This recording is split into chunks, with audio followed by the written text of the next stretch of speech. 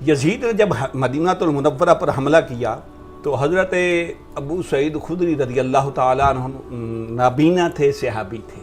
وہ مدینے کی گلی میں جا رہے تھے، اس بدبخت نے ان کی داڑھی سے پکڑوا کر انہیں مروایا۔ اللہ حضرت سعید بن مسیب رضی اللہ تعالیٰ عنہ ارشاد فرماتے ہیں میں مسجد نبوی میں تھا جب انہوں نے حملہ کیا، 3 دن تک مسجد نبوی بند رہی اور فرمایا میں جو ہے آقا علیہ الصلوۃ والسلام ممبر مبارک کے نیچے چھپا رہا۔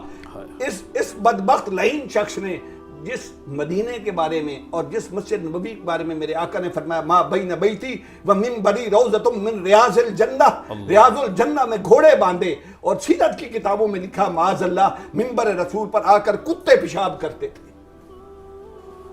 حضرت سعید بن مسیب رضی اللہ تعالیٰ عنہ ارشاد فرماتے ہیں کہ 3 دن تک آذان معطل رہی، مسجد نبوی میں نماز پڑھنے کوئی نہیں آیا، تو فرماتے ہیں میں منبر کے نیچے چھپا ہوا تھا نا، تو آقا علیہ الصلوۃ والسلام کے مزار پر انوار سے 5 وقت آذان کی آواز آتی اور میں منبر کے نیچے بیٹھ کر وہی نماز پڑھا کرتا۔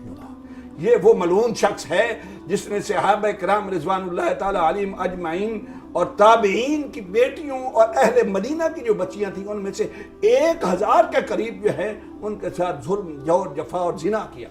یہ وہ بدبخت شخص ہے جس نے مکہ المکرمہ پر اس طرح منجنیقوں سے پتھر برسائے کہ اس کا غلاف پھٹ گیا، آگ لگا دی، اور پھر اس کا انجام یہ ہوا۔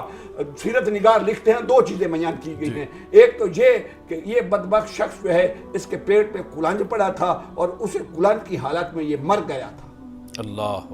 اور جب اس بدبخت کو واسطے جہنم ہو گیا، واصل جہنم ہو گیا، اور اس بدبخت کو توبہ کا بھی موقع نہیں ملا۔ بعض لوگ کہتے ہیں توبہ کر لی ہوگی۔ سیدنا پیر مہر علی شاہ صاحب رضی اللہ تعالیٰ عنہ نے بڑی خوبصورت بات بیان فرمائی ہے، وہ فرماتے ہیں کہ اہل بیت پر جو ظلم، جور اور بربریت کی یزید نے، یہ یقینی ہے، اور جو اس توبہ کا آپ بات کرتے ہیں یہ احتمالی چیز ہے۔ کچھ عقل کو ہاتھ مارو، احتمال کو یقین پر ترجیح دیتے ہو۔ جس کے ہاتھ سے امام حسین کا قتل ہونا، شہید ہونا اللہ نے لکھا ہو،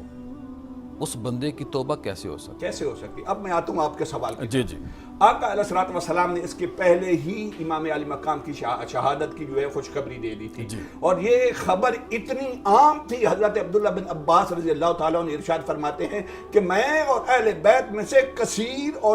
صحابہ جو ہیں اس خبر سے واقف تھے پہلے۔ آقا علیہ الصلوۃ والسلام جب میرے آقا نے فرمایا کہ امام علی مقام کو میرے آقا نے اپنی گود میں لیا ہوا ہے، اور آقا علیہ الصلوۃ والسلام کو گود میں لیے ہوئے حضرت ام سلمہ فرماتی ہیں کہ آقا علیہ الصلوۃ والسلام نے فرمایا کہ مجھے جبریل نے خبر دی ہے، اخبرنی جبریل ان ھذا یعنی الحسین یقتل بارض العراق وھذہ تربتھا۔ آقا علیہ الصلوۃ والسلام نے فرمایا کہ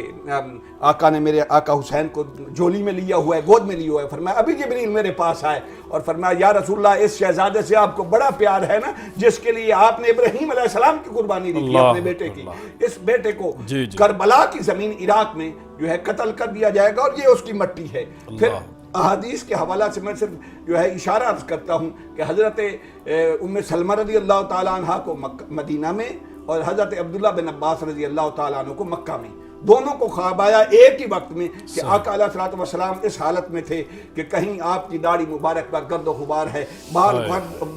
گرد آلود ہیں، اور دوسری روایت میں ام سلمہ فرماتی ہیں کہ آقا علیہ الصلوۃ والسلام جو ہیں آپ کے سر مبارک اور داڑھی مبارک پر گرد و غبار ہے، فرمایا میں ابھی جو ہے کربلا سے واپس آ رہا ہوں۔ میرا امام جب کربلا پہنچا، اب اس بات کی طرف آنے لگا ہوں، تو آپ نے فرمایا کہ یہ کون سا مقام ہے؟ بتایا گیا کربلا کا مقام ہے۔ فرمایا میرے نانا نے اسی کی مجھے جو ہے اشارت دی، رک جائیے یہیں خیمے لگائے۔